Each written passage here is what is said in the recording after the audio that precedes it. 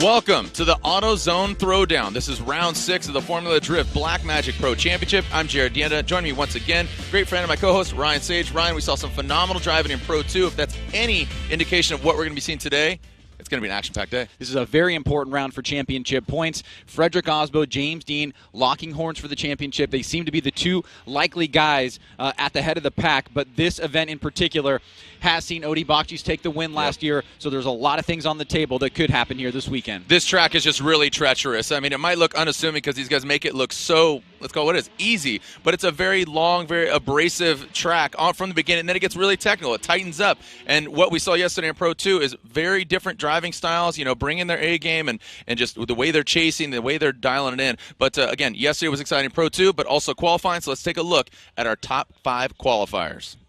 So, starting things off, our top 5 qualifier, Kristaps Blush, the HGK, the Latvian driver. I really like his driving style. He's probably one of the fastest drivers through the course as well. Yeah, no doubt about it. And he certainly has been able to maintain a very close distance to the top competitors. Right now, he's in that top 3, looking to move forward into this competition, at least get a grade 8 or better in order to fight for the championship towards the end of the season.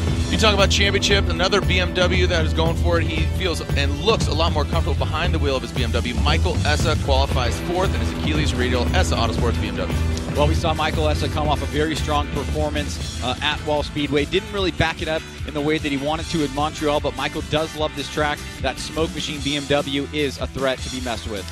All right, so then on to our number 3 qualifying driver. You mentioned Odi getting the victory here last year. Can he repeat it? And he backed it up. What was it, 80-something, then a 92? I mean, he was really in the mix. And then when push comes to shove, he is really a force to be reckoned with. Well, he had that 93 that topped with the other 2 top qualifiers and just having a little bit of a lower score, so that puts him in a lower second score, so that puts him into 3rd place. But he's up there. He's fighting for it. Like I said, he's won here before, so one to watch out for. Another one, Ryan Turk. We saw him here in practice. He looks strong. It just seems like the car is really working out. When all things line up for him, it really looks like he's the guy to beat. But sometimes gremlins show up. Yeah, well, for me, this has been a breakout year for Ryan Turk. He's been a lot more consistent. He's had the vehicle that he's wanted, and it's allowed his driving style to come out, and I think that's really important because he is a top driver. All right, last but not least, number 1 qualifier, winner of the Black Magic Top Qualifier Award, $500 a case of Black Magic, James Dean. Lean bean machine, full of steam. He is just unstoppable, man. It's unbelievable to see what he's done this year. Well, we've been waiting, or people have been waiting, to see if there's going to be a chink in his armor, and there hasn't been. He's basically only got knocked out in the top 16 once or twice, and he's been grade 8 or better throughout the remainder of the events, plus he's got the 2 wins. So he's about 30-40 points ahead of Frederick Osbo, which is a smaller gap than what we saw at the middle part and the beginning of the season. But again, he is the guy to beat, and everybody is eyeing James Dean. And, you know, overall, looking at the point standings, as you said, James Dean, Frederick Osbo, they are 1 and 2. But, you know, Kristaps Blush, he's really, you know, I mean, look at the point gap there. I mean, mathematically, it is possible, but crazy things need to happen, and we have seen some crazy things over the previous 13 seasons. But Michael Essa in 4th, Ryan Turk in 5th.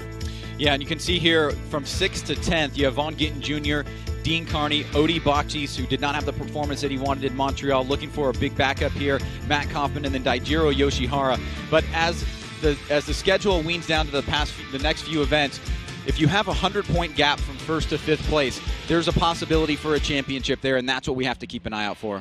All right, so we're talking about qualifying. We're going to go head-to-head. But first, let's take a different perspective with our Gum Out course preview, Riding Shotgun with Ryan Turk.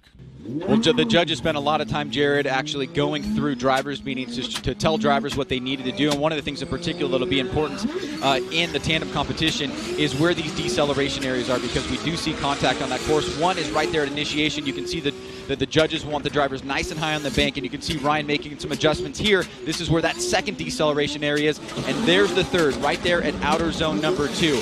Right here coming into this first inside clip. Drivers in the chase position have an opportunity to suck up on the inside and then wrap around to that final inside clip where we have another deceleration area, a very small one, as we finish up here with Ryan Turk. And now we bring in Ryan Lantane, one of the judges up here, as well as our 3rd member up in the booth with the commentary team. Now, Ryan, yesterday we had qualifying. Today is the main day of the head-to-head competition. So let's talk about the event format. So today what we're going to see is each driver going out in their top 32 battle. These drivers are going to compete in single elimination head-to-head battles. They consist of 2 runs for each battle. The higher qualifier leads the first run and then chases on the second run. And then we, the judges, will determine a winner, or if we deem it too close to judge a winner, we will call one more time. Now let's bring up the track map and in particular kind of talk about some of the key points on this track and also the acceleration, deceleration areas and how that might play a role in today's competition. So initiation, just after the beginning of the signs there, after the initial straightaway, that's a long, long bank. And the drivers tell us when they're out there, they're really contemplating life. It's a long one out there because you get really close up on that wall and you just plant your foot on the throttle. At the end of that outside zone 1, you're going to have a decel zone. The decel zone is there so the chase driver knows if that lead driver might need to correct a little bit, just get the car in check. They have that area to do it. Get out to the touch and go. They don't have to fill that whole hash mark area on the ground. They just have to touch in that box and get out of it as quickly as possible. And then they're going to get out to the second zone on the wall on the driver's right. Get into the inside clip 1, transition again. There's a little slowdown area there, and finish driver's left. Now, let's talk about the chicane and the lanes, because the genesis of the lanes in particular came about from this event a number of years ago. Let's talk about the purpose of those and what we can expect to see here today.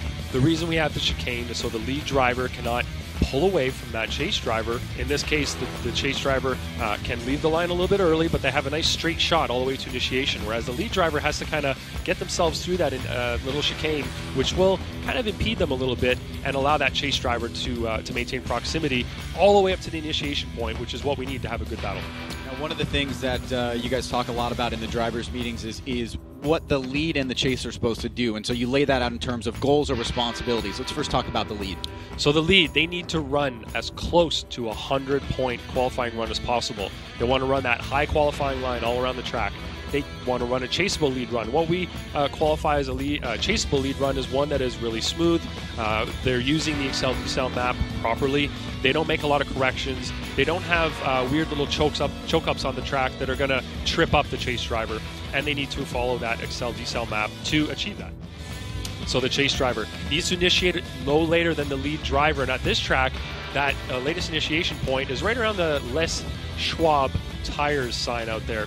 And then they need to maintain close proximity all the way around the track. So in the chase position where we're doing chase to chase, who is going to be maintaining that proximity the best all the way throughout the course? And then we need to, the chase driver needs to match or better the lead driver's angle and also mimic that lead driver all the way throughout the course. Now, one of the things that came up yesterday was an example of something that you guys call an unchaseable lead. That came up in qualifying, and it was an example that you used to show drivers, hey, if this particular thing happened, we have to give this an incomplete or potentially a big deduction because that would be really difficult for a chase driver to follow. Exactly. So in this instance, that driver in what we deem an Excel area actually had an over rotation and almost parked the car entirely on the track. Got back on throttle and continued the course, but that's one thing that we would consider the second point here, which is variable pace or angle. So it was actually both in that situation where he almost over rotated. It was very, very close. Managed to hang on to it with the big angle kit that he had in his car, but the pace definitely suffered. Not following the line properly, tires off course multiple times on the track, or just big corrections all the way through the course could also lead to an unchaseable lead run. Now, we'd be remiss if we didn't talk about style when we talk about drifting, but in drifting, style means something very particular, so let's break that down. So IFC, initiation, fluidity, and commitment.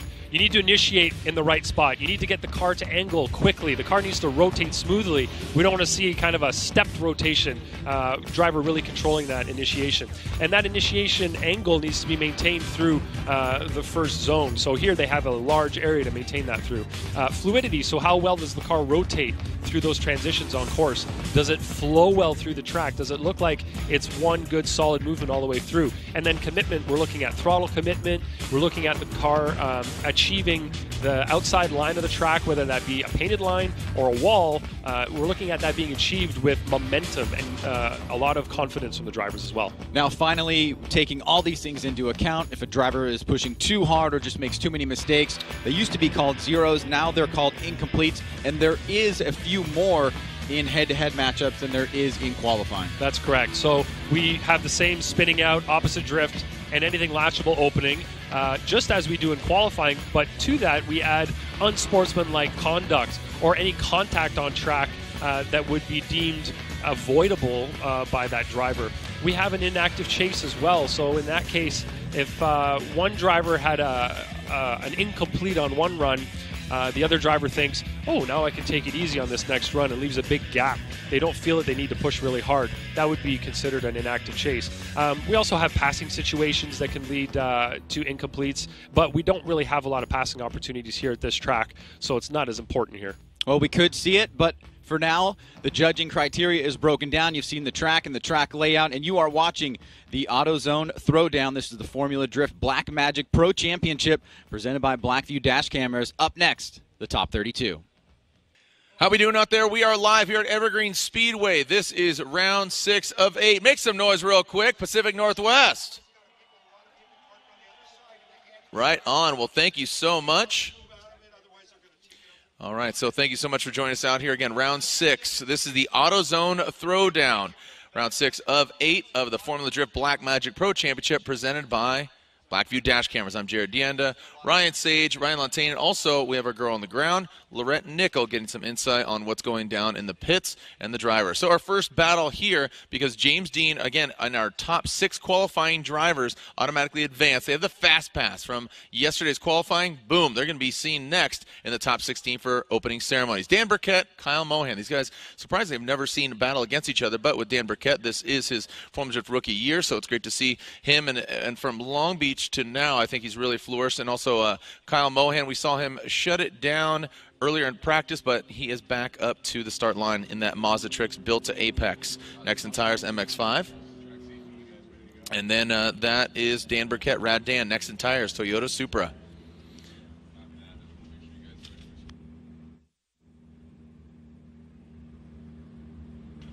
All right, so here we go. We have Dan Burkett. He will lead. He qualified 16th compared to Kyle Mohan 17th. Hashtag FDSEA. Let everybody know you're watching. Share the link. Let everybody know you are out here either in the building or watching from the comfort of your own home or work, whatever you got going on. Here we go. Dan Burkett through the Red Star chicane. Into the wall. We're going to get into a mosh pit here. Our first official pro battle. Dan Burkett, nice job. Blue and white. All over the track. Kyle Mohan dropping back quite a bit. Can he catch up to him in this power alley? Good transition from Dan Burkett into that second outer zone. Boom, there's the first inside front clip and the second. Right on those tally marks. Well done, well executed by Rad Dan, Dan Burkett. Make some noise for both our drivers, Dan Burkett and Kyle Mohan. Ryan Sage. Well, we've seen Dan Burkett just constantly get better and better every single event. You can see right here, just right up against the wall. Mohan trying to play catch up here a little bit. He falls off as we come down off the bank. That's our first little decel area that's been noted officially on the track map. And right there on outer zone 2, that's the second one. You can see Burkett, very fluid motion through this last section of the course right there. Kyle Mohan a few car lengths back rather. And now they'll switch it up. Kyle Mohan will go to the lead position and Dan Burkett will chase him down.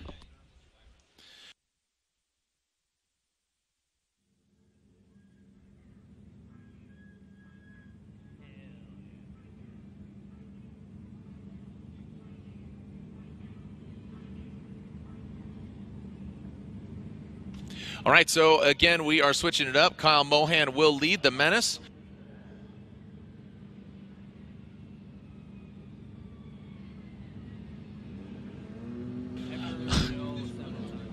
Kyle Mohan out front, Dan Burkett. All right, we are good to go.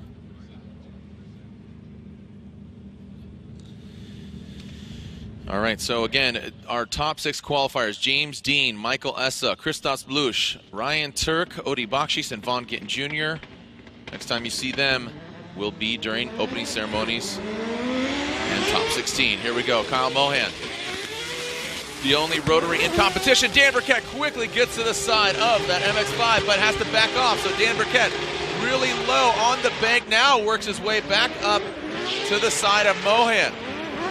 Mohan getting all the way into that touch-and-go area, really diving in. Dan Burkett, Mohan, wide around that front clip, then tightens it up to the last one. Nice job by Mohan on that final clip. Let's take a look at this again to really dissect this because, as I said, watch Mohan. He initiates. Burkett shows his teeth, but then has to back off. You see him correct. He still maintains the angle, not as big as Mohan. then he works it to the side of the MX-5. But watch Mohan, gets his touch and go. One tire kind of exceeding it, but boom, back onto that second outer zone. Here's the first front clip. You see Burkett tight to where he's supposed to be. Mohan is back quite a bit, but then brings it on home. So both these guys had some interesting mistakes here and there.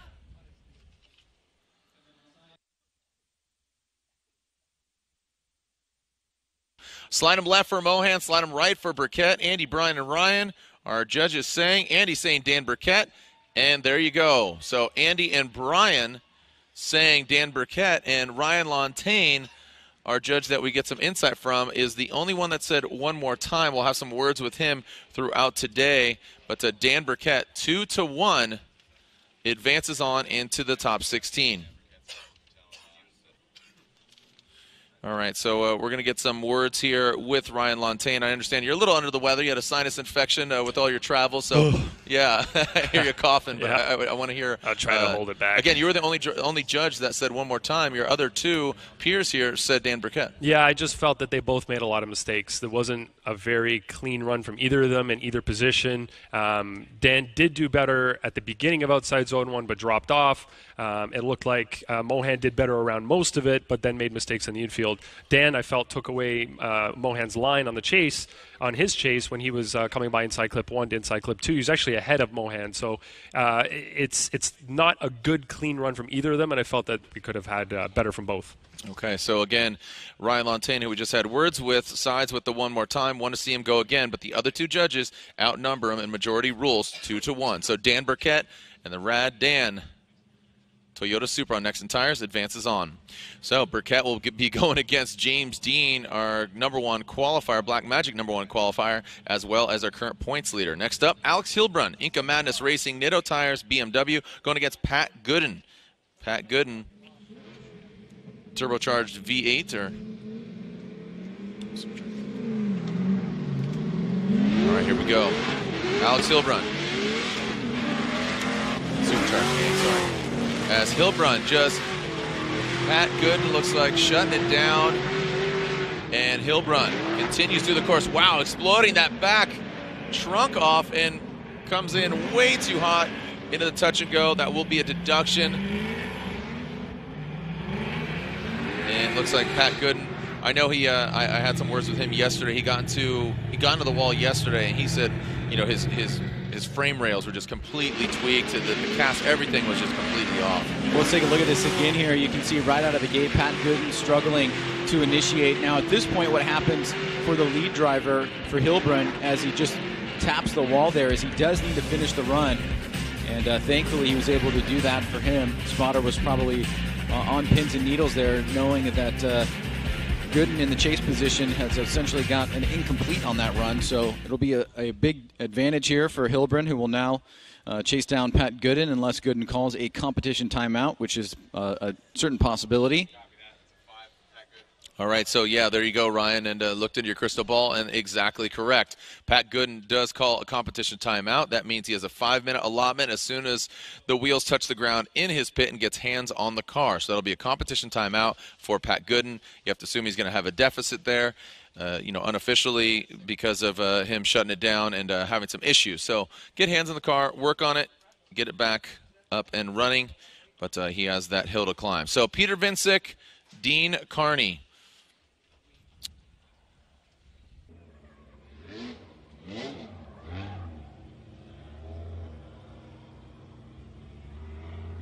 Okay.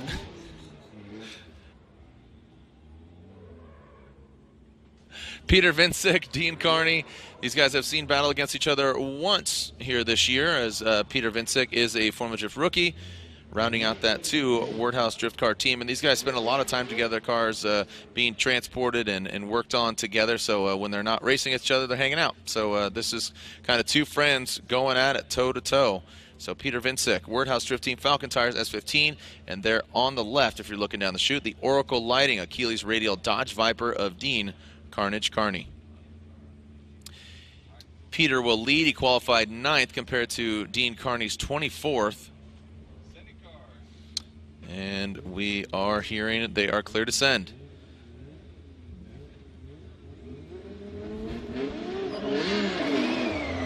Through the chicane, you can see Peter Vincic out front.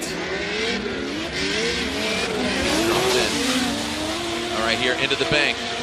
Peter Vincic working his way up the bank. Nice angle there from both the guys. These guys are ripping there. You see a little disruption in that Dodge Viper, but continues through the course. Nice job by Peter Vincic on that second outer zone. Into that first front clip. Peter quickly going through the course, and Dean Carney taking that last clip as a little piece of merchandise. I want to take a look at this replay here, Jared, and just quickly go over what the judges are looking at. You see this T-bar right there? That's what the separation of the lane where the driver in the chase position can get up into that lane. Now, if he does choose to get behind him like Dean did, that would be fine because that's not impeding on the lead driver, but that's something to take note. We did institute that because of this track, events that happened in this track, so we'll watch that throughout the event. Here you can see Peter out front, very smooth line being drawn, especially from the touch and go to outer zone number 2. Dean in the chase position, trying to get as close as he can, falling off a little bit towards the end there. So Peter now going to the chase position. Dean will go to the lead. Seen some pretty bright moments this season from Dean Carney, especially at Road Atlanta, where he had a final berth there. And looking to charge his way back up into the top 5 where he was at earlier in the season. And Peter, tough break in Montreal, coming back after a hard wreck before the top 32. And looking to build some momentum here the last 3 events of the season. Like I said, I'll say it like I said yesterday, he's a sleeping giant. I think he's really got the talent. We know he has the car. They're identical cars, given specs. But James Dean and him, they're both excellent talents. So we'll see when Peter really rises to the occasion, and it could be here today. So Dean will be out front. Carney out front through the chicane. Vincic in the chase position. All right, so Peter Vincic drops into formation behind Dean Carney. Carney turns on the smoke machine. That is Dodge Viper, and look, there it goes. Signature dropping of the wing, getting intimate with the wall. Into the touch and go. Go both the drivers in. Peter on the transition, gets right next to the Dodge Viper. All right, let's take a look at this again. It was interesting how Carney just really quickly, bam, got up into the wall. Yeah, you can see right here, Peter does the right timing there to get behind Dean, as Dean kind of used the entire lane there. Now he's going to start down on a mid-low line, come up, he's going to hit the wall there, have a little bit of a problem filling that entire outer zone. Peter's looking for an opportunity here to attack on the inside. He comes through the smoke line, closes the door here as Dean nice and tight on that first inside clip. Now the transition into the final turn, you can see Peter driving through the smoke cloud there, and we finish up the run with both drivers doing a pretty good job there. Dean missing a few parts, and Peter, for the most part, laying down a pretty solid lead run and a good chase. All right, so slide him left for Carney, right for Peter Vincic. Andy, Brian, and Ryan saying slide him right unanimously. Peter Vincic gets the victory. Peter gets the win and advances on into the 16.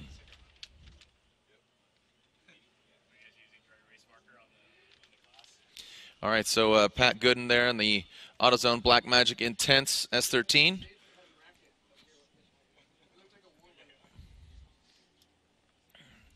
And it looks like he is now out of the burnout box. So we will revisit the second half of Hilbrun and Gooden. And if you can recall, Hilbrun in the Inca Madness Racing Nitto Tires BMW was in the lead position, put down a solid lead run, and immediately as they left the start line, Pat Gooden shut it down. So, again, unofficially would have a deficit there as Hilbrun rounded out the rest of the course. So now Pat Gooden needs to put down a really strong, dominant run, and to be quite honest, potentially have Hilbrun make a mistake in the chase position. How are we doing watching from Seinu Stash? ZAZ champ, our previous round of Formula Drift competition.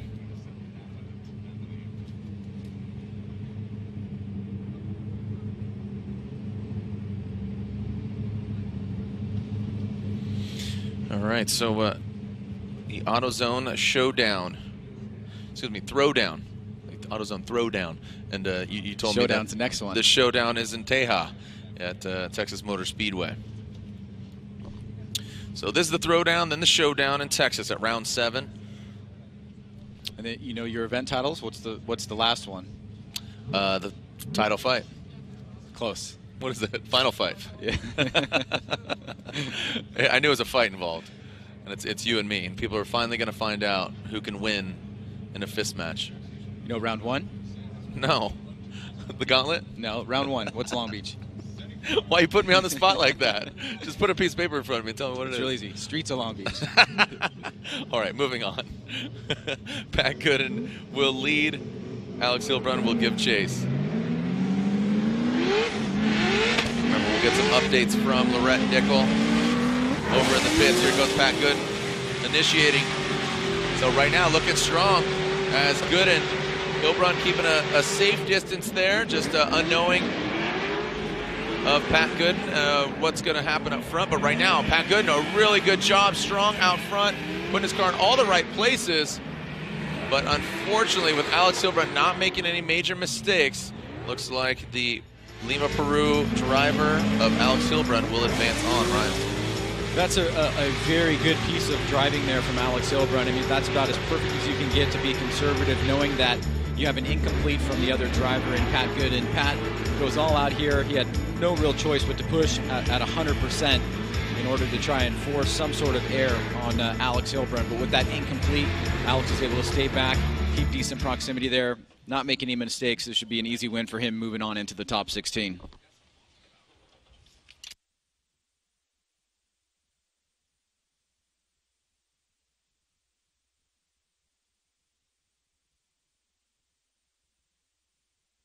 And the results are in. Gooden and Hilbrun slide them right for Alex Hilbrun. The team IMR BMW on Nitto Tires advances on.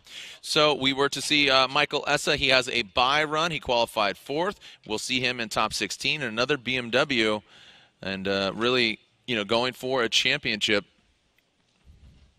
Back behind the wheel of the BMW. That took him to a championship a few years ago, as Mike Essa currently sits in 4th. In points. Next up, Matt Field and Dai Yoshihara. Matt Field debuting a new video, which is really cool. Actually, and a video today. He's featured as one of the Power Rangers, so it's pretty cool. And yeah, he's going to be in the red Sylvia, so it's pretty cool. So that'll be debuted actually at opening ceremonies, but also Field Day put out by Heatwave Visual. So both these guys on Falken Tires. Here we go. Matt Field out front. Dai Yoshihara in the chase position. It's turn 14 distribution. Falken Tires BRZ. Nice job by Field. Dai Yoshihara is right there in the mix. Let's see how they navigate coming into the power alley. Well executed by both of them, just dipping their toe in. Dai Yoshihara taking out that first front clip. Matt Field navigates it properly. A great run here, Ryan.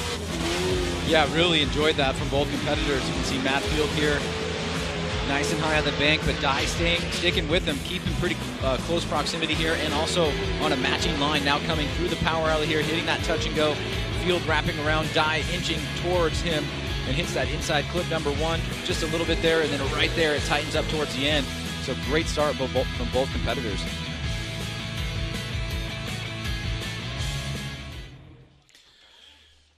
All right, both the drivers making their way towards the start line once again.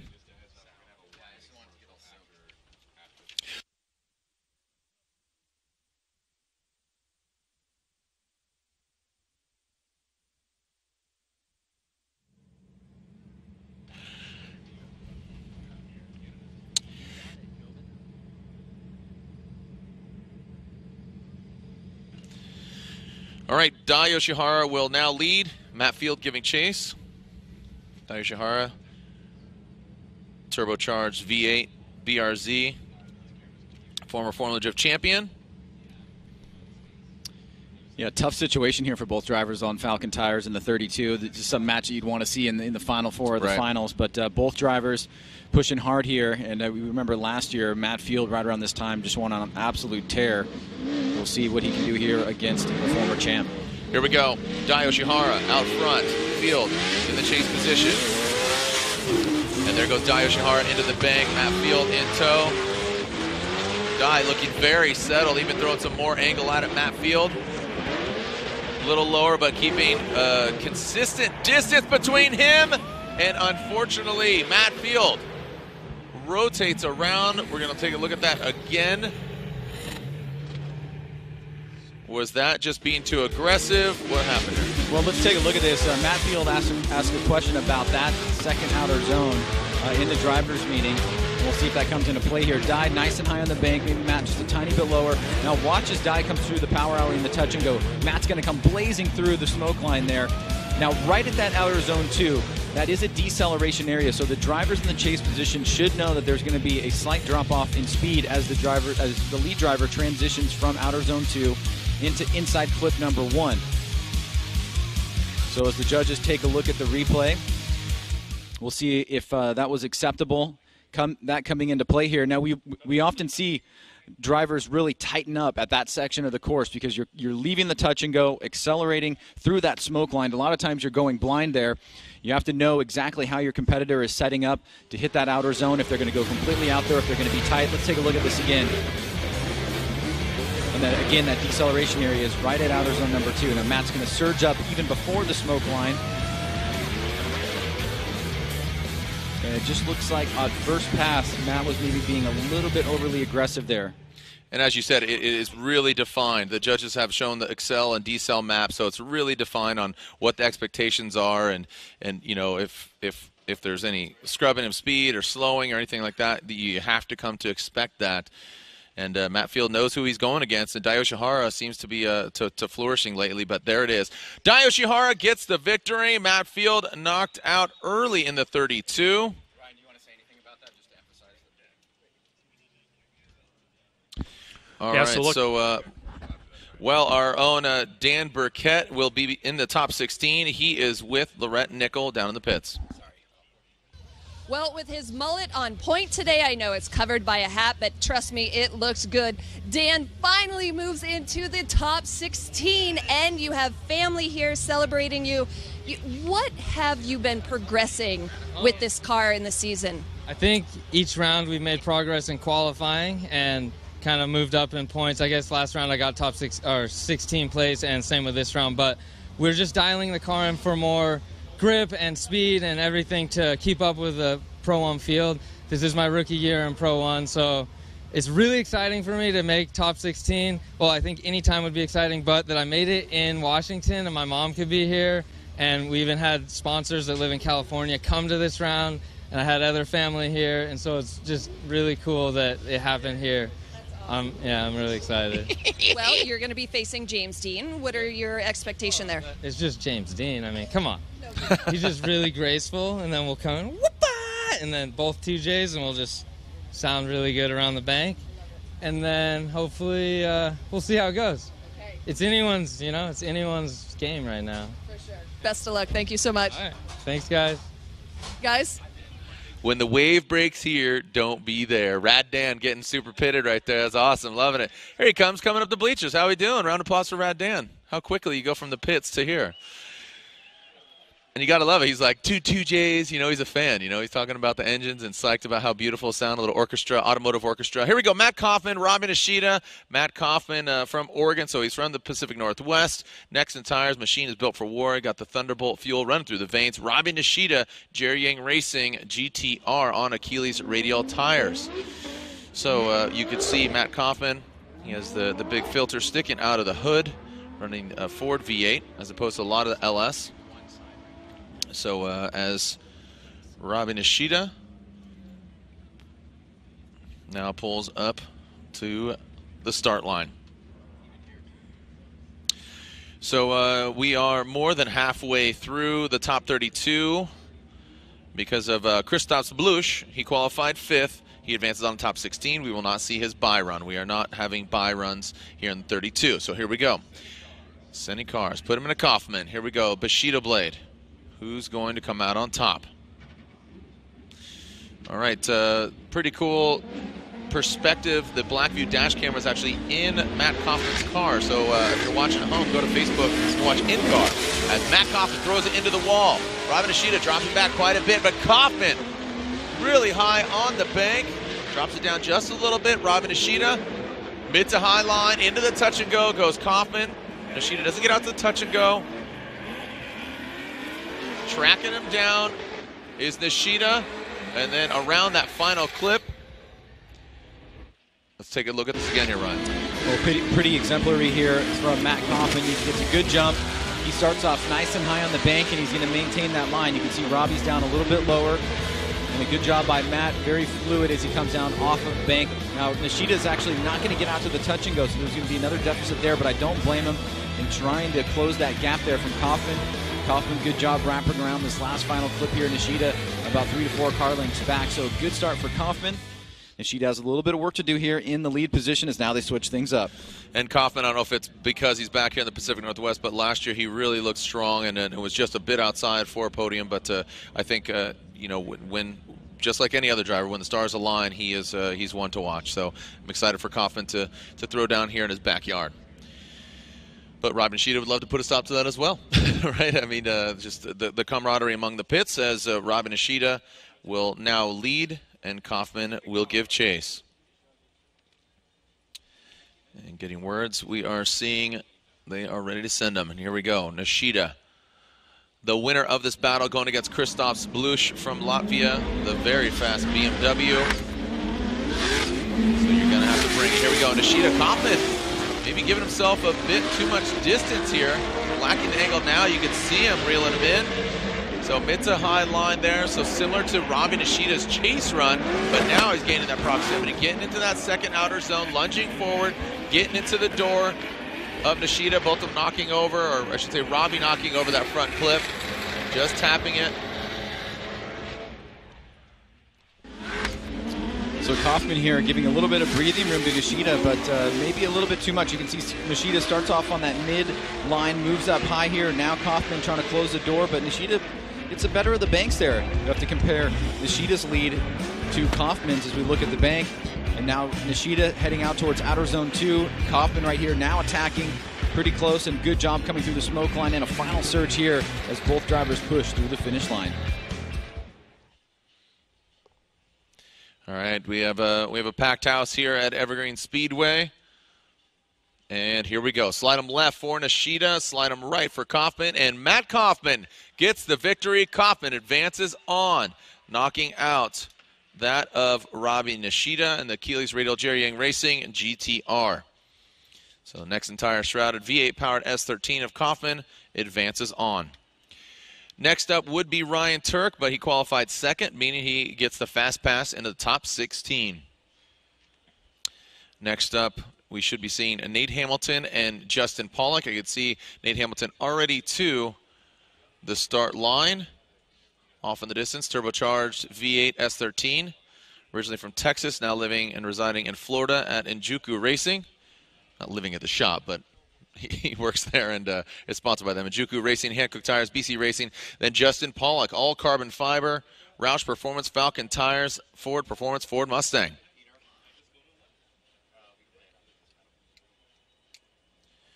And there you have it, Pollock and Hamilton. Haven't seen battle only once before, and Justin Pollock getting the victory. 1,000 horsepower compared to 800 horsepower. Looking at the numbers, Justin Pollock really going for the gusto yesterday in his first qualifying run on that second outer zone through the power alley. Just threw too much at it and rotated, getting himself a zero, or an incomplete run, I should say, and then bettering on his second. But I know he really wants to go for it. He likes that big nasty flick. But right now, it's all about head-to-head battles as Hamilton, nice. Really high on the bank, so Pollock, again, similar to what we've seen in those chase positions. Into the touch and go goes Hamilton. Pollock transitions. Hamilton brings it around that first front clip, transitions around the second, just tipping it over is Hamilton. And Pollock in the chase. Let's analyze this again, Ryan. Well, JTP gives Hamilton a little bit too much room here, I think, on initiation, and is playing catch-up. Now, Hamilton's not on a lower line here, so it's not like he's trying to run away. He's on a higher line, pretty close to the wall there. Now Pollock catching up. Now, this is where it gets dangerous, but Justin does a good job staying, attacking on the inside. He does have a little bit of a lower line, but not falling into the trap that Matt did against Taijiro Yoshihara, where that could have been very easy contact there. So Justin does a good job on the latter part of the course there. A couple little mistakes that he had to make up for on losing that ground to Nate Hamilton from initiation to about halfway through the bank. But now Justin has an opportunity here to match the lead line of Nate Hamilton. And Hamilton has to keep the pressure on JTP here in run number 2. All right, here we go. JTP out front. And Hamilton giving chase. And we are clear to go. Track is clear. Track is hot. The winner of this battle will go against Ryan Tuerck in his Gum Out Nameless Performance Toyota Racing Toyota GT86 on Hankook tires. Who's it going to be, Pollock or Hamilton? Funny moment here. Whoa. And it looks like there will be a restart.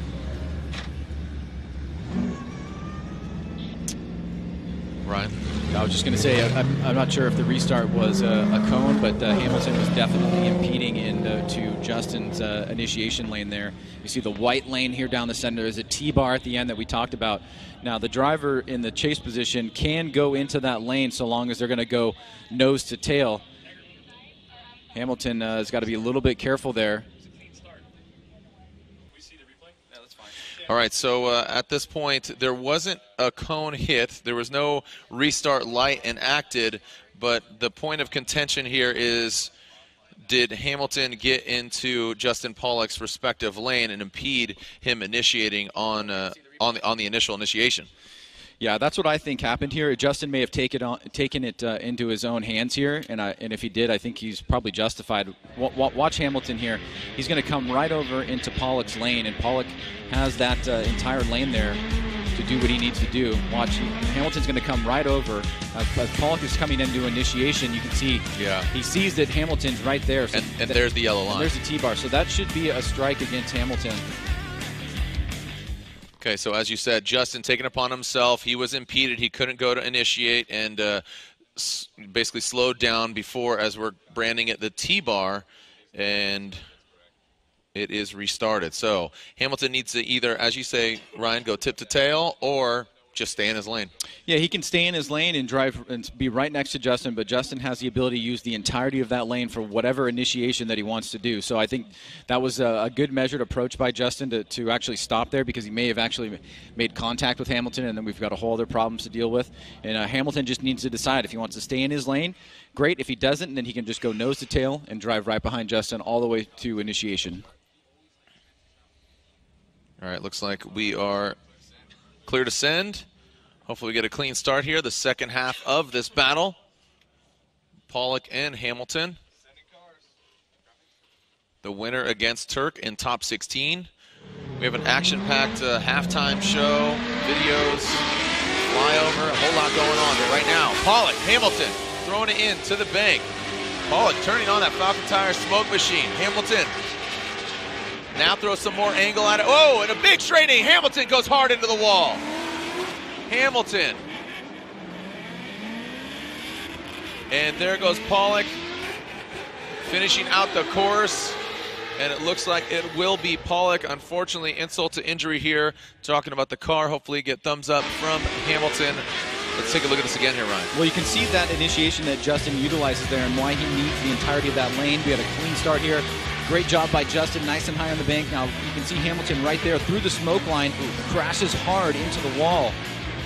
Now Justin at this point does need to finish the run, as he is the lead driver. He's able to do that, no problem. And we are seeing an uninjured and seemingly unaffected here physically Nate Hamilton emerge from the vehicle, which is a great sign. Yep. Yeah, it's a hard hit. You know, a lot of the vehicles built modularly where you could take off the corners and switch them up. But I'm assuming that Justin Pollock will get the win after that that big hit there. So the needle going towards Justin Pollock unofficially here. What a bummer. I thought Nate Hamilton had a pretty good first run. Yeah, I think so as well. He certainly had a pretty solid lead run that Justin was going to have to match there. And Justin did have a couple mistakes on the bank in his chase. Yeah. Lead by Justin, so we're looking at a tight battle there, but Nate through the smoke line there, unable to make it out of that corner. And here we go to the judges. And the official results: slide him left for Pollock, right for Hamilton. JTP just and the Roush advances on, taking out Little Tex and Juku Racing, BC Racing, Hankook Tires, S13, of Nate Hamilton. So Justin Pollock will advance on. We will get his car off the course and continue in just a little bit. But as you can see, the car has seen better days, but hat tip to him. We'll get that strapped up and get it off course here momentarily. Ryan, like I said, we are more than halfway through the top 16. We have 4 battles left here in the 32. And as you said, and it bears repeating, the championship implications on the line. Notably, Osbo is our next battle because, Honadale and Osbo. So Honadale could be a spoiler. Yeah, I would say that that is probably going to be the most watched battle of the top 32 with respect to championship implications. Honadale is no joke as a driver, but Frederick Osbo right now is fighting for his second championship, and I would say that that is an absolute must-win for Osbo if he wants to have a fighting chance to catch James Deane. Irrespective of what happens to Deane in this event, you got to get out of the top 32. You got to hope for those great 8 or better finishes to be fighting going into Irwindale. Consistency is key. Not only winning, but qualifying, getting through the 32, 16, 8. It's just consistency. Because if you could recall, Chris Forsberg last year won the championship without a win, and that just goes to show you consistency is key, and making sure your car is running and up to snuff. So right now, Laurent Nickel caught up with the Formula Drift rookie from Poland, Peter Vincik. Laurent? Congratulations to Peter. He is moving on. And guys, Canada, where everything could have gone wrong, it did. So did you have enough time to get your car back to 100%? Thanks to help of all our team and great guys we have in our team, we managed to repair the car. First car goes to the British Racing in California. Guys fixed all mainly damaged parts. Then in Portland in the PSI shop, me, James and Gelo fixed everything, adjust geometry, alignment, everything. So car is great. We actually spent whole Thursday for adjusting everything properly. So during Friday, car was perfect, and I managed to qualify 9. So we are very happy about it. As you said, a great relief. And now tandems. So we are after top 32, where after Courtney's problem, I managed to advance through top 16. Great stuff, great thing. I'm speechless, simply very happy, and hope that it stays that way. I will still keep on progressing in Seattle. Peter, thank you so much. Thank you very much. Guys? Thank you, Laurent, and congratulations, Peter Vincik. He will be going against Alex Hilbrun when he sees top 16 competition. When we come back, looks like the track is cleared, and we'll be seeing Frederick Osbo and Alec Honadale when we return here to Evergreen Speedway. All right, we are live. You can see Frederick Osbo, the Norwegian Hammer, in Ryan. That's something interesting too. Is we talk about his championship, we talk about him going for it. This is the maiden voyage for this vehicle this season. That's what's even more incredible. Papadakis Racing, operates the vehicle, but developing a new car like that and it being as good as it is, that's pretty impressive. Yeah, no, Steph for sure is a unique character. They're always looking for a challenge, and he's done challenging projects throughout his career, right, and has always figured out a way to not only make them competitive, but championship level competitive. Right. And to see Osbo come out in the first season in this vehicle and be able to do as well as he's done in the TC is nothing short of incredible. So he's got about 30 some odd plus points, 35 points outside of James Deane. But this battle right here against Alec Honadale, an incredible young driver who is certainly one to watch for, right, as he develops his program. This is going to be no easy task for Frederick Osbo by any stretch of the imagination. Yeah, Honadale, I know he, sometimes he has some issues. Even yesterday, he couldn't show up to the line, wasn't able to run on his first qualifying run, so it was qualify or die for him on his second run, but got it back together, and he's a fun, exciting driver to watch. He's reminiscent to me of somebody like a Chelsea Nofer or Matt Field, just kind of really goes for it, has that little X factor, and to be honest, I haven't really seen that from Alec. I really want, I think he's questioned his car and the reliability, but Frederick Osbo, he knows who his team is, he knows he's got Papadakis, and like I said, hats off to him on the debut of this vehicle, him and his team, in this Toyota Racing Toyota Corolla IM, the hot hatchback that is the Rockstar Energy Drink vehicle on Nexen Tires. So Alec Honadale, he's going to push. He wants to be a spoiler here, and James Deane's watching this as well from the pits. seeing what's going to transpire. Here we go. Frederick Osbo, nasty initiation into the bank. Honadel consistent now. Look at gaining some ground on the door of Frederick Osbo, coming down, really applying the pressure into the touch and go. That's what I was talking about, that X factor that Alec Honadel has, and he is showing it right now. Oh, and just breaks off a little too much, gets his Nexen tires into the side. What a bummer. That was a fantastic first portion of that battle. Well, Osbo's strategy is really simple, actually. It's go out and lay down as close to a 100-point qualifying run as you can, because it's really hard to beat a driver that does that. But Alec Honadel is not making it easy for Osbo. He's pushing the pace up on the bank. Now, down as we get into this first inside clip, he's going to make contact with Osbo right there, and then he's going to fall out of drift. So the judges will definitely have to deem fault.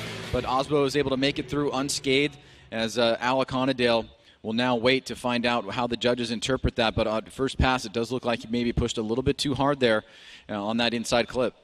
Yeah, that was exciting, man. And look, just goes right back to it. Let's get back in the mix. So as Honadel does not utilize competition timeout and goes for it. And Honadel, the Urban Air, fixyourfuel.com. Supercharged V8, and then you got the 4-cylinder turbo Toyota Racing Toyota Corolla IM of Osbo. Little feint entry there, Osbo giving himself some room, but now, no, he jumps right to the side of Honadel on the bank. Honadel knows he needs to throw down a solid lead run here. A lot of the vehicle beyond that touch-and-go area, about the second or third tally mark past that front clip, and now around the final one goes Honadel and Osbo. Brian, truth be told, I don't think that's enough. I know that's not enough in order to offset his big mistake. Well, obviously it's going to come down to the contact there, but you can see that Osbo is not pulling any punches. He's staying nice and tight to Honadel, who does a pretty good job, but he does go a little bit wide there off track, right by the touch and go. Osbo surging forward here. He's able to back off for a second as Honadel makes an adjustment, and then through this last inside clip, we see these two cross the finish line in this top 32 battle. And slide him left for Honadel, right for Frederick Osbo, as we said. A very watched battle, and there it is. The Norwegian Hammer, Frederick Osbo, gets the victory in the Rockstar Energy Drink. Toyota Racing Toyota Corolla IM on Nexen tires. And Honadel exit stage left for him. His weekend is done. He'll be watching from the stands. Right now, Lorette Nickel caught up with Justin Pollock, who we'll be seeing in the top 16.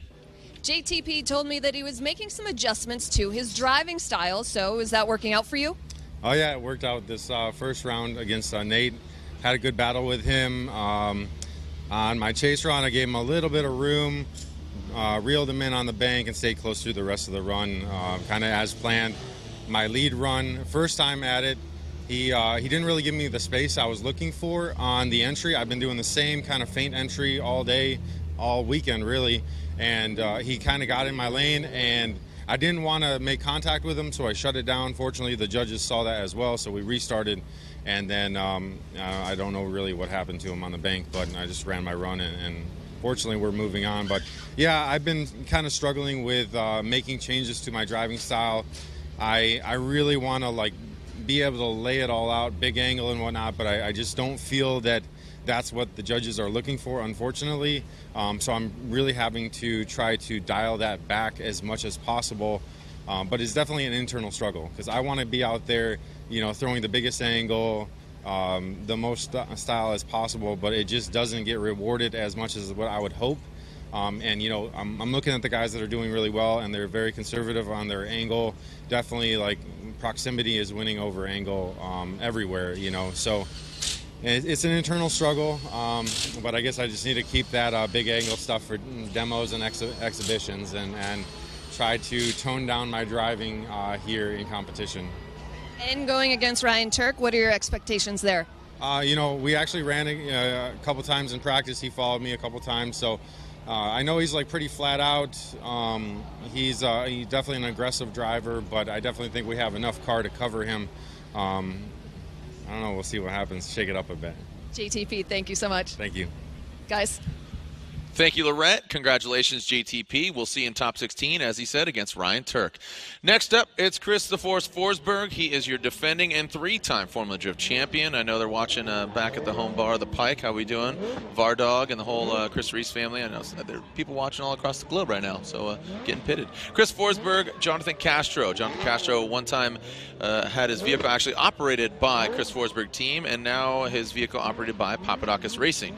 And we've seen some moments of greatness from Jonathan Castro. Forsberg started out the season in the V8 car that took him to a championship last year. The twin-turbo VQ engine that's now residing under the hood just wasn't quite to the point of comfortability for him. So now he's debuted over the last few rounds and likes it. And they're changing things up almost every round, just getting kind of manipulating the car. But tell you what, that Toyota Racing, Toyota GT86, Jadot Metal Dome on Nexen tires vehicle of Jonathan Castro, we've seen it have just a phenomenal run earlier this year, taking out James Dean. And I would say that was one of the best runs I've ever seen in my life. It was unbelievable. But he's going against Chris Forsberg, who seems to be really working out this VQ engine package setup developed by Nameless Performance. The NOS Energy Drink 370Z on Hankook tires will lead. Chris Forsberg out front, Castro in the chase position. Here we go, initiated into the bank, and there goes Forsberg. Castro reeling him in. Nice job, good proximity from Castro. Forsberg high on the bank, getting in the tire particulates. Comes out of it, looks like he almost potentially tapped the wall now, working it into the second outer zone, tightening it up to the front clip, and into the second front clip, dialing in. Castro taking it out, centering it with his front bumper. Let's take a look at this again.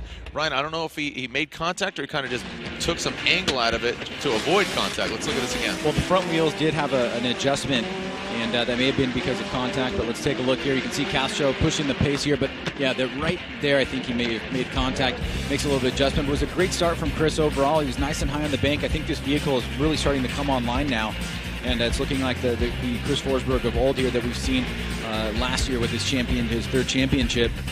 And we see both drivers cross the finish line now, so both of them taking that into account. Now they'll mix it up. We'll see Jonathan Castro go to the lead position, Chris Forsberg to the chase. Hey, Tim, over. I don't know what's going on, but our TV frame rate, it's been adjusting, getting more poor. It's kind of hard for us to see. Okay, so we are seeing Castro out front from Dominican Republic. And Forsberg in the chase position.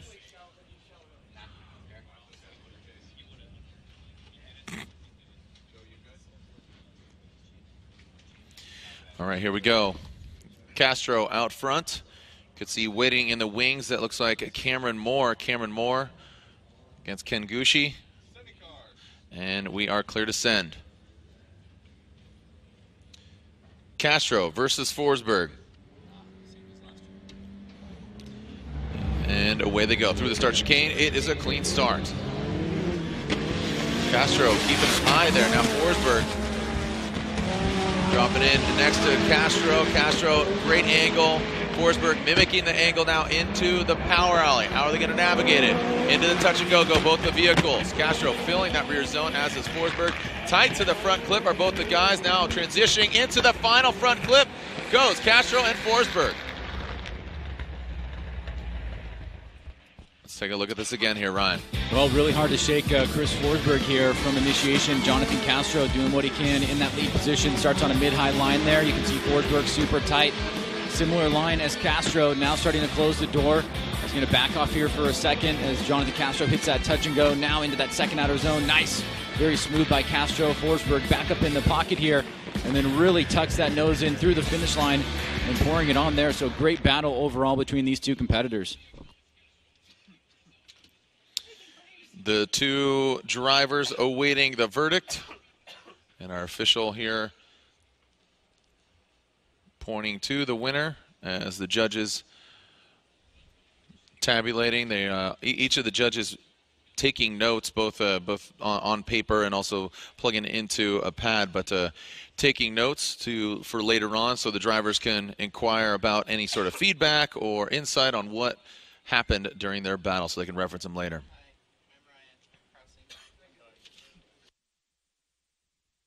All right, and the results are in. Slide them left for Dominican Republic's Castro or right for Chris Forsberg. Andy says one more time. Brian and Ryan. Brian says Chris Forsberg, and Ryan says one more time. They're going at it again. So a one more time battle between these two drivers. Ryan Lontaine, I hear you coughing over there, but if we could have a few words with you, and you went with one more time? I did one more time, yeah. I felt that Chris Forsberg won the chase, but I felt that Castro won the lead. Came down to that. Forsberg made that wall tap that he had to take angle out of, then went 2 wheels off. But Castro had a cleaner lead. I felt that Forsberg did have a better chase run, though.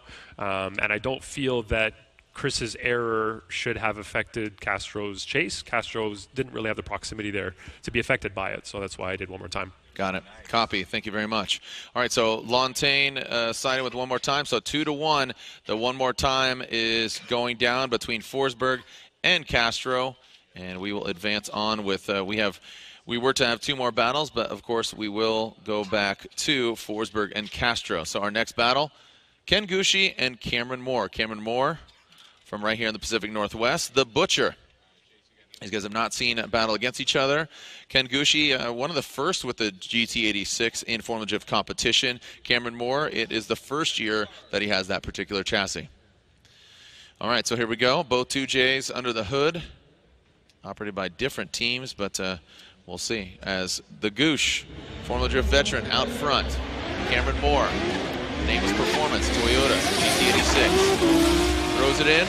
Nice job by Ken Gushue. And Cameron Moore, you see some wavering from him. Ken throwing some more angle out, a lot more settled as Moore now brings it. He's out for blood. Can he do it? See the big meat cleaver on the side, and Ken Gushue consistent through around that final front clip. See Cameron Moore getting aggressive there. Well, Gushue starting off here, initiating with Cameron Moore about a car and a half length back. Moore trying to surge forward. You can see a little bit of movement from Moore here. Like you said, Ken a little bit more settled. Now, Ken is not going to get all the way out to this touch and go. He's just going to ride that rear wheel right at the beginning of it. Trying to get out to that second outer zone. Decent job there in that first inside clip. Keeps that separation there, but maybe Ken, for the most part, just had that one little mistake by not getting all the way out to the touch and go, at least at some point. But overall, a solid lead run from Ken. Cameron Moore was hanging in there, but a couple car lengths back on the bank and through the final section. And Cameron Moore will now lead. Somebody made a claim about you when you were watching. You were like, oh, it's so funny.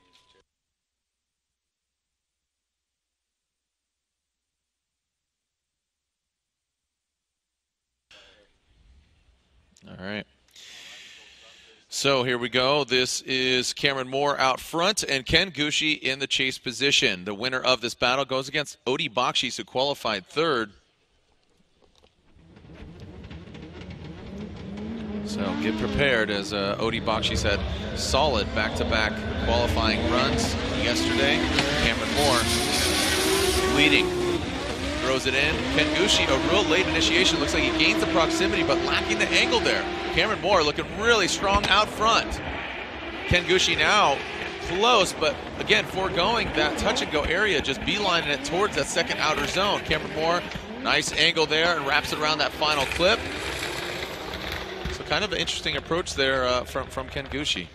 Yes, and just remember the judges are looking at leads to leads, chase to chase, and then who did better overall. Look, Ken opts to stay in his own lane. He doesn't go up and get behind Cameron Moore, and then it kind of forces him on a little bit of a lower line. He's kind of lacking the angle a little bit here. Cameron nice and high on the bank, but Gushue's got the proximity here. Very, very close to Cameron as they come down off the touch and go.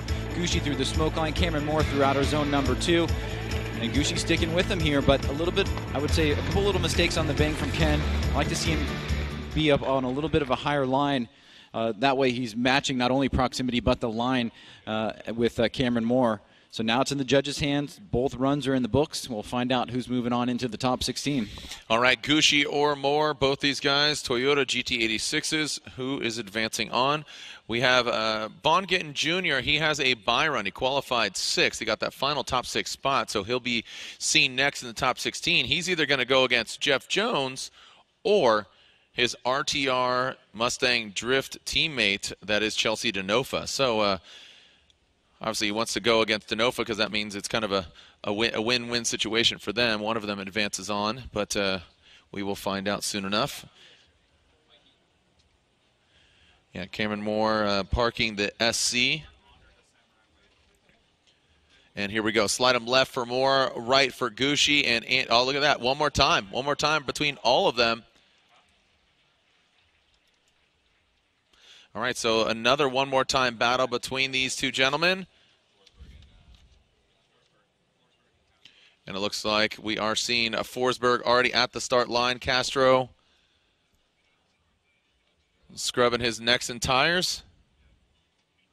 Off in the distance.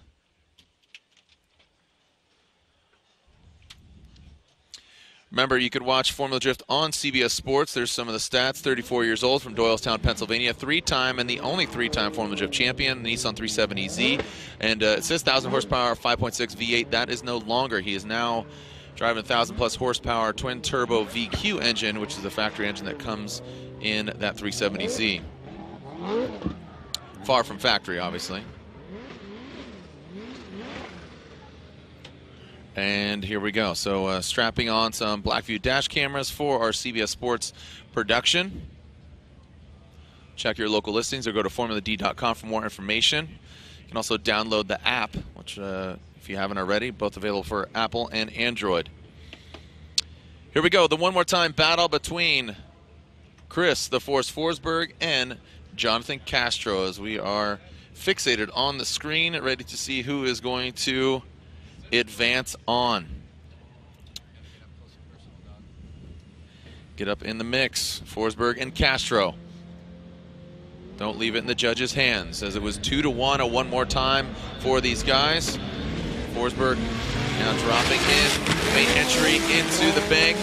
Forsberg keeps it high, Castro really close. Look at Castro on the door of Chris Forsberg. Into the touch and go both the drivers. Right out of the gate, Castro, a phenomenal chase run. And both of them wrapping around that final clip. Let's look at this again. Ryan, there might even been a little rubbing his race in there on the bank. We only have our naked eye here to look at. Well, Castro is definitely pushing the pace here. You can see he's fighting the car a little bit not to make contact with Chris, but a tremendous job here as he surges forward. And he may have tapped Chris a little bit right there. It does look like there may have been some, but Forsberg hangs into it. Great job by Castro to get up that close. Now he's going to be on a little bit of a tighter line here, so the little bit of mistakes are going to cost him, but he's going to get a payoff for the aggressiveness and staying close to Chris Forsberg. Let's take a look at this again. We'll see it in slow motion. As you can see, Castro surging forward. He's trying to get up on the line that Chris is on, and then right there, I think they're going to rub tires. Yeah. From that angle, you can probably see that there's a little bit of movement. There's another little touch from Castro. So great job by both guys to stay in this, let the battle finish all the way through. And now we mix things up here with Jonathan Castro going to the lead, Chris Forsberg going to the chase position. And Castro has impressed so many people this year, especially going back to that Orlando event where he was just absolutely on point against James Dean. We saw that one more time battle, and then the chase run heard around the world after that, where he was really emotional and got that win. And you were emotional. Yeah, it was pretty crazy. It was crazy. And we got to see that was one of James's early exits this year in the top 16, but Jonathan Castro has been moving up the ladder and really impressing a lot of drivers, but now he's got one more half battle to go here as he'll take the lead against Chris Forsberg. All right, so Castro will lead. Forsberg will give chase. The winner going against Frederick Osbo in the top 16. Castro, we got a clean start. There you go, past the T-bar, into the bank. Now Forsberg just saw Castro in his rearview mirror out a side door, chasing him down. Can he duplicate something as fantastic or even more so? Into that outer zone goes Castro and Forsberg. Around that final clip, Castro and Forsberg, and they bring it across.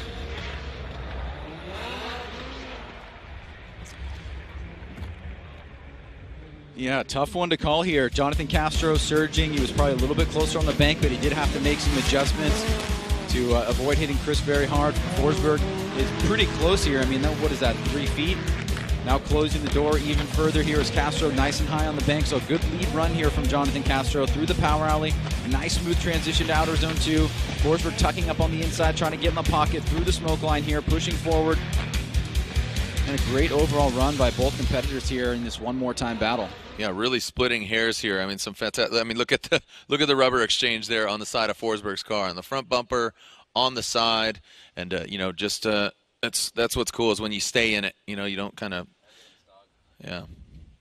So you could see the officials there taking a look.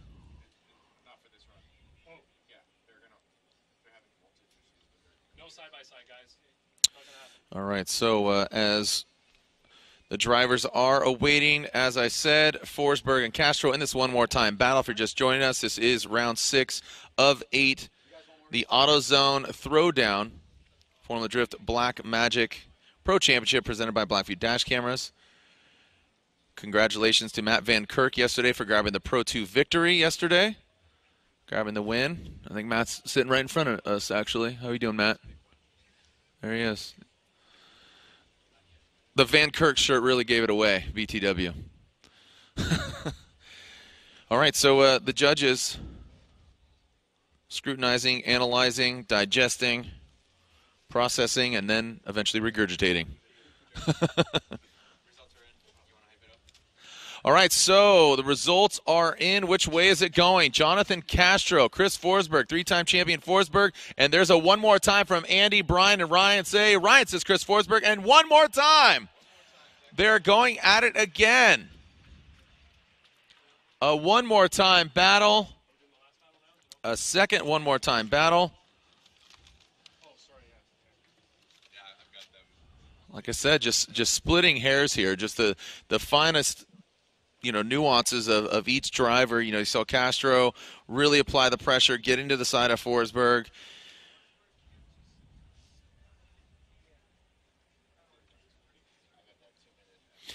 All right, so now back to this one more time battle of Gushue and Moore. More Gushue? Gushue Moore. You want more. Everybody wants more Gushue. Everybody wants more Gushue. Everybody. Everybody wants some. I noticed you were pretty excited about Ken's new haircut. Excited isn't the right word. No. I don't know. Ken, we've seen him grow up before our eyes, from 14 years, and his haircut makes him look considerably older. Yeah, he's colored it. I don't know. It's made him look a lot, considerably, like I said, older. He's also coming off a big Japan trip with these guys, so he just got wanted to get an infusion of J vibe right there. All right, here we go. Regardless, this is Ken Gushue, Cameron Moore out front. The one more time battle. Are we going to have a dominant performance? Either the driver, Cameron Moore, reeling him in as Gushue. You see just how poised he is. Cameron Moore massaging his GT86 to the side. Oh, and Gushue, a big correction there. A big correction from Gushue. Cameron Moore definitely, you saw his eyes get big, like, I'm going to pass him. But just kept his composure, kicked back. Let's look at this again, Ryan. Well, up until that point of contact with the K-rail down on outside zone number 2, this is a much better start for Ken. He's nice and high on the bank. Cameron Moore surging, trying to close the door. Last time Ken didn't get down and get into the touching, though. This time he does very nicely right at the beginning there, but he goes a little bit too deep. Makes contact right there, straightens out, has to reinitiate. Moore almost takes the line away from him. Good that he held back there. That could have got real sketchy there if they were to make contact. And the judges would have to take a look at that. But Gushue's able to finish up the run. Now Cameron Moore will go to the lead position, and Ken Gushue chasing him down after making contact with the wall in outer zone 2. You say Ken Gushue or Ken Gushue? Ken Gushue? Ken. Okay. Kenshiro? Kenshiro Gushue? Saito. All right, so here we are. Cameron Moore will now lead. Gushue will give chase. Still powering through these one more times. Forsberg and Castro, we will go back to that as well as our final battle. And who's to say that's going to end quickly? Denofa and Jones. Chelsea Denofa and Jeff Jones. What was to be the final battle of 32? We'll find out. Moore out front. Gushue in the chase position. Saw a pretty good run from both these guys on the first portion of this one more time battle. Cameron Moore, a great degree of angle.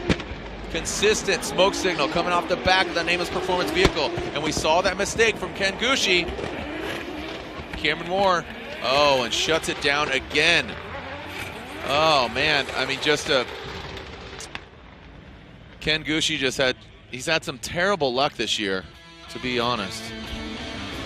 Well, let's take a look here. This time Ken does cross over to get a little bit of a higher line, but Cameron Moore starts off with really strong performance here. You can see full lock, nice and high on the bank. Gucci surging right here.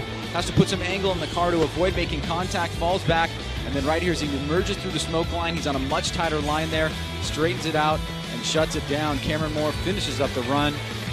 And for Ken Gucci, a tough break here in the top 32, but the hometown boy Cameron Moore and his fans here, who are plenteous, enjoying this moment. Battleground Washington's own, you have to assume, is going to get the victory. Slide him left for Cameron Moore in the Nameless Performance. Cameron, the Butcher Moore, moves on as Ken Gucci, Greddy Performance, Toyota Racing, Toyota GT86 on Nexen Tires is knocked out.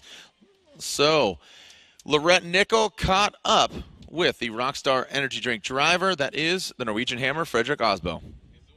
Fredrik Aasbo is moving on, and he had some really great things to say about Alec Honadel, so why don't you tell everybody? Yeah, Alec was on my door. I felt him not once, not twice, but he was right there, like nudging, basically denting all my doors, and he was on it. And it proves how crazy Formula Drift has gotten. You know, this is top 32. That was a battle worthy of a final, I think, and he had me up until second to last turn where he spun. But stellar fight. I tried to chase him as close as I could. He poured on angle, and hats off to Alec, my next entire teammate. And a lot of fine-tuning throughout the season. How comfortable are you driving this IM? I guess I'm getting more and more comfortable. It's a new build for the season, and we're still finding the limitations. And I think Orlando and Canada proved that the car can be successful. We're not always successful. There's definitely big challenges that we're facing. And now we're dialing in more and more grip. The guys are tuning the engines over and over. Now we're revving to 9,000 RPM. I had someone comment that it sounds like a street bike now. And I guess that's a compliment when it comes to four bangers. So we keep pushing. There's still more potential left in the car, I think. And I've been to Japan now trying to practice my tandem skills, trying to get better. Went to Ebisu with Andy Gray, former Pro 2 driver, and you know, you just got to stay on it. And I think James coming in and doing so well inspires all of us, me included, to try and improve our skills. Fredrik, thank you. Thank you. All right, looks like Chris Forsberg's team thrashing on it to get it back up to snuff. And we will be seeing him going against Castro one more time. So 2 one-more-time battles. After the initial, that's what we'll be seeing. But right now, it looks like I'm seeing Jeff Jones and Chelsea Denofa. Chelsea Denofa qualifying 11th. Jeff Jones qualifying 22nd. And like I said, this is, I don't know if it's how you look at it, but if Denofa wins, he goes against Vaughn Gittin Jr. in the top 16.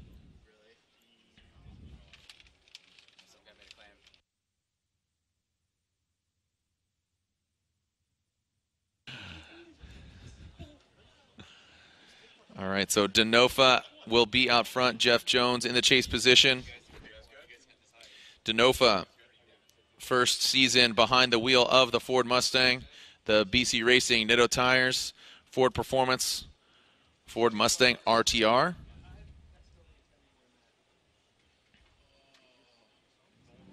And we are going to see them leave the line. Here we go. Jeff Jones in the chase position.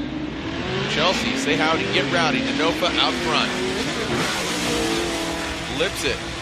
See a quick little flick of the wrist. And Jeff Jones, big angle. Flirting with disaster there, but Denofa keeps it consistent out front. Jones now gaining a lot of ground. Seemed to me like 2 separate runs here. Jeff Jones was kind of just doing his own thing back there, throwing more angle at it, more nasty. You saw a lot of wavering. Denofa just went through the course very clean. Well, you can see here, Denofa gets a great start, nice and high on the bank. Jones is a bit far back. He kind of tightens up that angle and then narrowly escapes going into the wall. So you can see Denofa getting the better of that first outer zone. Now as Denofa transitions back around, this is where you said, Jared, that Jones kind of tightens things up. It brings it a little bit closer to Denofa, but not a lot of mistakes out front for Denofa. And when you have a solid lead run like that, it really is hard and challenging for that other driver to gain an advantage. So Jeff Jones has to lay down a similar or better lead run to Chelsea Denofa. And we just have to look at Jeff Jones's chase, and Denofa's team has to encourage him to do better than that. So we'll take a look here as we mix things up. All right, so now Jones will be out front. Denofa in the chase position. See how Denofa's going to handle Jones. Looks like he was really going for it.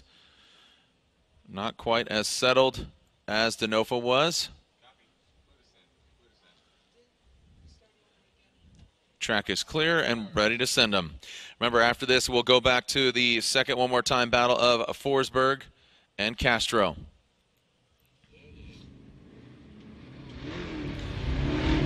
And through the start chicane they go. Jeff Jones out front has got a clean start as according to the chicane. Past the T-bar, Jeff Jones throws it in. Denofa, you can see him gaining ground, the purple nose of that Mustang, hitting the three-wheel motion in the bank. See some front wheel corrections there from Jones as Denofa noses in, contact's made, Jeff Jones stays in it. Takes a licking but keeps on ticking between Jones and Denofa. Sage? Well, good battle here. You can see Denofa opts for this nose-to-tail initiation here. A different approach gives a little bit of room to Jones, who's doing a good job on the bank, nice and high. Now Denofa reeling him in.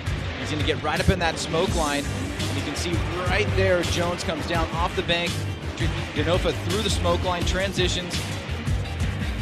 And they hit that first inside clip. Now around the final turn, you can see a little bit of separation there. So good second run here, very competitive. Goes to the judges. All right, you can see a pack stands here at Evergreen Speedway for tuning in. Hashtag FDSEA. Share the link. Let everybody know. Again, the Blackview dash camera is being utilized. You can see in-car footage on Facebook. Go to FormulaD.com and you'll see a few different ones. So that'll be going down to the top 16. Here we go. Jones or Denofa? Slide him left for Jones, right for Chelsea Denofa. Gets the victory. It is BC Racing. Ford Performance Mustang RTR on Nitto tires, centerline wheels.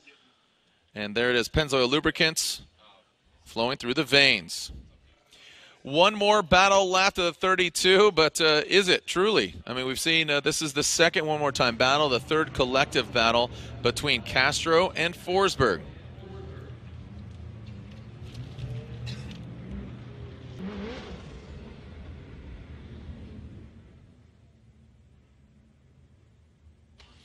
All right, they are on the starting line. Where are my Chris Forsberg fans at? Make some noise. Where are my Jonathan Castro fans at? Make some noise.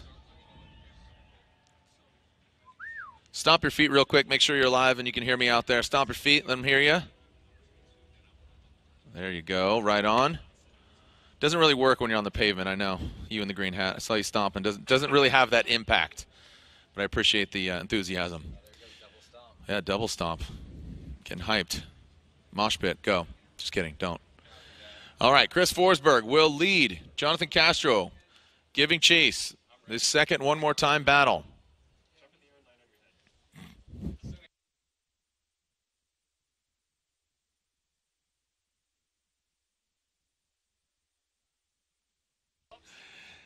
All right, here we go. Forsberg, Castro. Who's going to get the victory? Who's going to move on? Who's going against Frederick Osborne in the top 16? Forsberg initiating.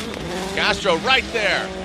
The blue nose blending into the side. Castro back on the door of Forsberg. Wash, rinse, and repeat.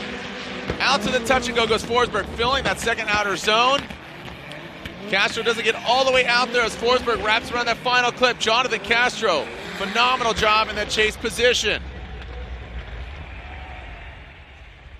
Well, that was clearly better than last time. This time, he stays just as close, but he doesn't have the wavering, and he comes in a little bit more calculated right there. I mean, this is very reminiscent of Orlando with James Dean. Super close on the bank, Forsberg down. I mean, this is a great lead run by Forsberg, but Jonathan Castro's just not letting him get away. You can see he tightens it up right there on that first inside clip, noses through the smoke line, and we got a great battle on our hands here because both drivers pretty much need to mirror what the other driver did there. Not a lot of mistakes, and Jonathan Castro showing once again that he's got what it takes to go against the best.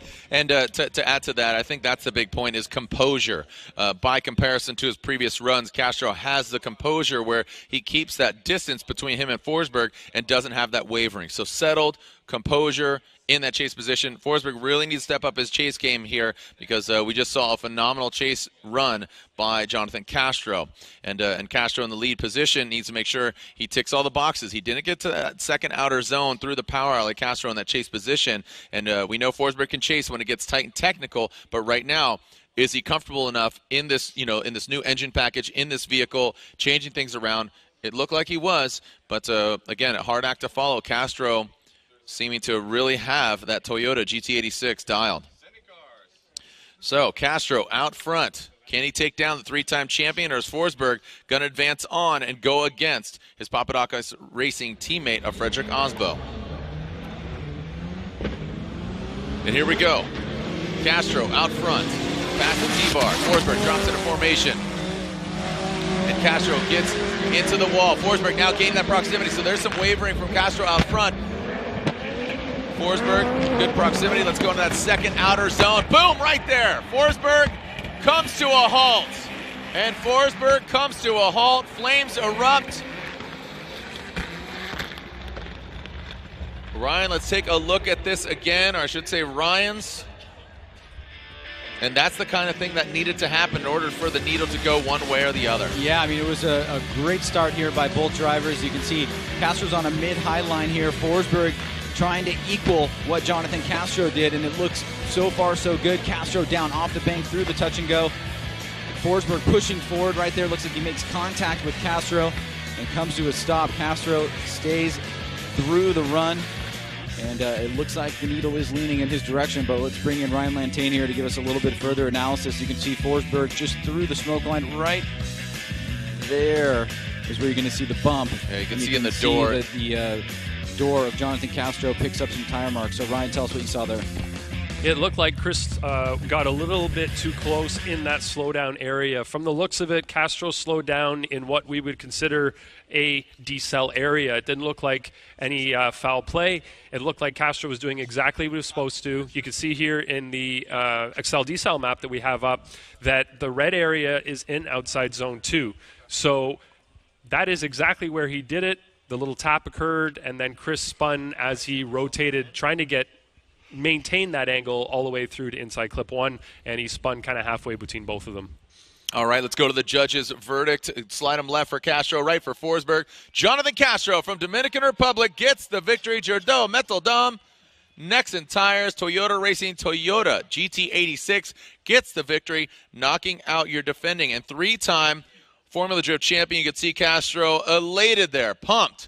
Dominican Republic's own thanking Forsberg there in his NOS energy drink. 370Z on Hankook tires, operated by Nameless Performance, is knocked out early on. All right, well, that is it for our top 32.